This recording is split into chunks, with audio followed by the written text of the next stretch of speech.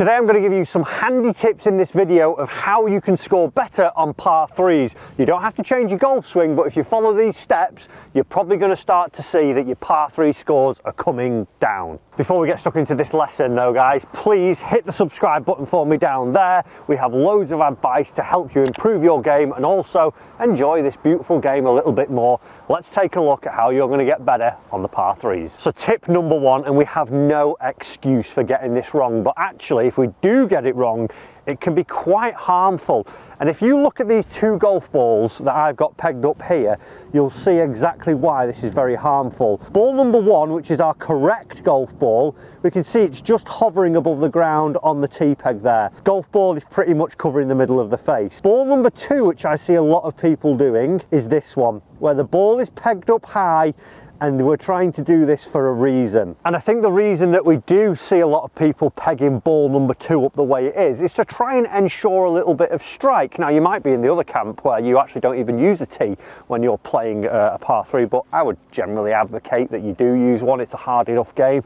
Giving you that self just a little bit of a buffer for strike is good, but make sure you don't do it as we saw on tee number two, because if you do and you actually make a good golf swing, the likelihood is that you're going to hit it from this part of the golf club there, and as we do that, the face will spin open and it'll also add loft to it. So then what you'll see is from pretty good golf swings but a poor strike location because of how high you've got the tee pegged up, you're probably going to pull up short, which, you know, you shouldn't really have done because you've just pegged it up wrong. So make sure before we even start, you're pegging the golf ball up at the right height. Tip number two, I've come down to Formby Ladies Golf Club today and we're on the fifth hole as we do this one, and as you can see it's 122 yards. And a lot of people that I know say if you're playing at your local golf club, you're a member down at your local golf club and you play the majority of your golf club there, you'll walk up onto the par three, be it the fifth here, and say 122 yards, always an A-time for me this hole. But that's not the case, as I actually zapped the number here today with my laser, or if you were using maybe a watch or you were using a GPS, what you'll notice is that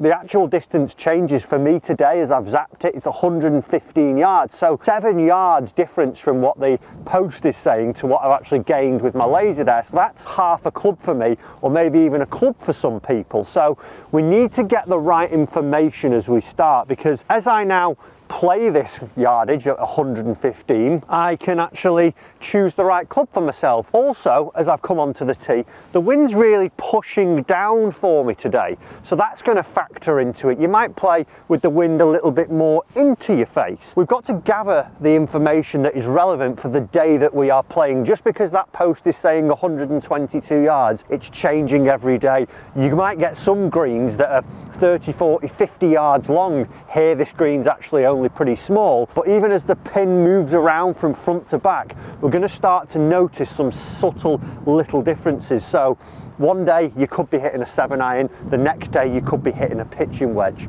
So make sure when you arrive at that par three that you're about to play, you've got the adequate information.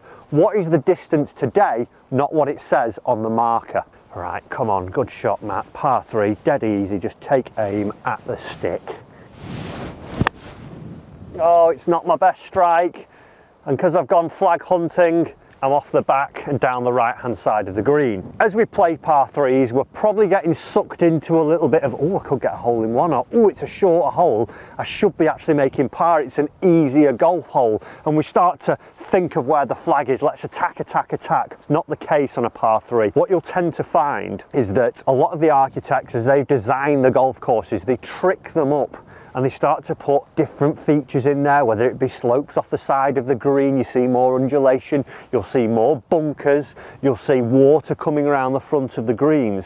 And what we start to do is sort of be tricked by just the yardage that we see on the stick or the scorecard when we're reading it. Just because this hole is 122 yards doesn't mean it's difficult. I've probably had higher scores on this hole than I have the other holes simply because of that fact. I thought, do you know what? It's only a wedge, I'll just go at it. As where today, for where the flag is for me on the right hand side of the green, me being a little bit of a fader of the golf ball, if I aim at that flag, and as I've just done there, I'm bringing some trouble into the right hand side of the green and I've fallen away. As where, even though it is 122 yards, I actually want to play a little bit more back left of the green now because there's no trouble over there. And also there's a slope up on the side of the green that is going to push my golf ball back towards the green if I do hit a poor shot, so I can get away. And if I did actually overfade it towards the flag or push it a little bit, it'll go straight at the flag and I'll look like a pretty good golfer, and I don't have to tell anyone that I was actually aiming at the left hand side of the green and get away with it. So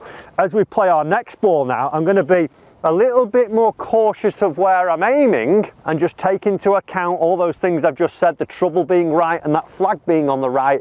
I do not want to go there. I know it's only a short hole, but if I aim up the left a little bit more, even with a potentially worse golf swing or a worse strike, I could probably get away with a little bit more.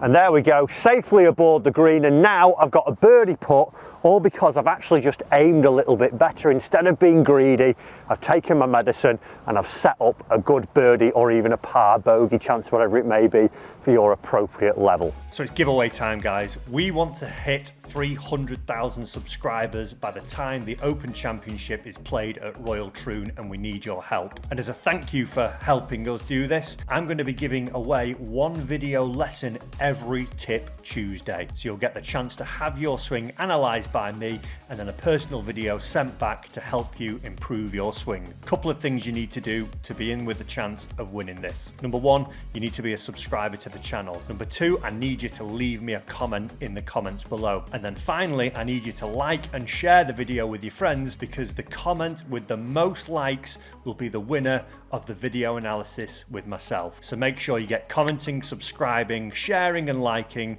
for your chance to win that video analysis with me. Back to the video. My final tip that I want to stress to you, and please take this advice, because a lot of the times when I'm playing social golf with my friends, they fall a little bit into the category of, oh, we're on the 8th hole, it's the par 3 I always play, it's this club. But what they tend to do is think about the best shot that they've ever hit. Now, it's great to think about the best shot to inspire some confidence and get us thinking about the strike that we're going to achieve, the flight we want to achieve. But if my number is 115, if I was going off my yardages, my clubs for me, my 54 degree goes 115 yards.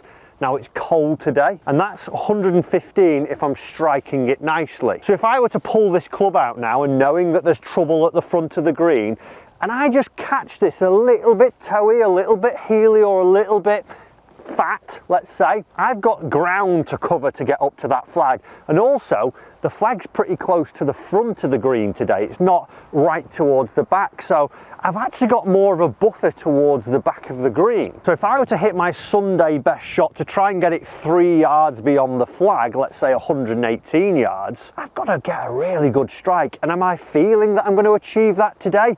It's cold, I'm wrapped up, I'm not getting as much rotation in my swing, I don't think the ball's going as far. Probably not going to happen. So what I'm actually going to do is use the buffer that I've got beyond the flag. I think it's 10 to 15 yards all the way up to the back of the fringe of the green today, which is my 125 club here, my 50 degree, and I'm going to play beyond this flag, because 20 foot past the flag, 20 foot pin high left is still 20 foot. If I can actually just give myself a little bit of leeway, and I really, like I say, if I can stress this to you, when you get on par 3s now, please start trying to play to the back of the green, because 80% of golfers are short anyway on their approach shots. Par 3s, we're hitting irons. Are we hitting them that good? Are we striking it? Are we flushing it? We're probably about 60% on our strike as we're out on the golf course. Why not just give yourself a little bit more leeway, hit a normal shot, and even if it's at the back of the green, you can still hole a putt there. So I've gone up. I might even just take a little bit off this today because of the downwind nature of this shot, but I know that I'm not going to be short, I'm not going to be near those bunkers, so it inspires a bit more confidence now. And you know what? I've caught that a little bit heavy there, and I'm glad I've done that, because I've actually only just crept past pin high. So if I was playing the same shot with that 54, guess what? it's in the bunker. So take that little bit of advice on board, guys. Peg it up the right height, please. Have a little check where the flag is, where the danger is, and then think about what club you're actually hitting. Try playing towards the back of the greens, and we'll start to see that your par 3 scores should actually come down just without even changing your golf swing, just by being a bit more strategic in what you're doing. As always, sub to the channel, loads more tips coming to help you get better, and we'll see you in another video very soon.